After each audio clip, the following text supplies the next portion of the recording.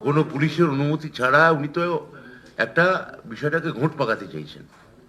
কিন্তু আমি আপনাকে বলে দিচ্ছি, এসআইআর শেষ হবে, আপনাদের প্রদত্ত খবর অনুযায়ী মার্চ মাসে ইলেকশন ঘোষণা হয়ে যাবে, মে মাসের মধ্যে নতুন সরকারও গঠন হয়ে যাবে।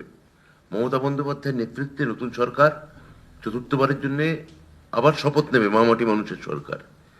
এই 2 মাস এই ঘোট পাকানোগুলো থাকবে, তারপর ওনার নাম পশ্চিমবঙ্গে কেউ শুনতে পাবে না।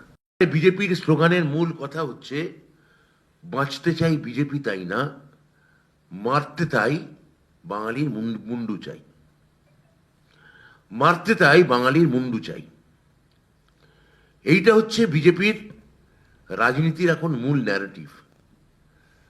বাংলা বা বাঙালিকে মূলত তারা এমনি বাঙালি ভদ্র হিন্দু যারা ক্লাস, তাদের মনে করেন ডরপোক, কেননা শান্তিপ্রিয় বাঙালি, এদের মারতে হবে।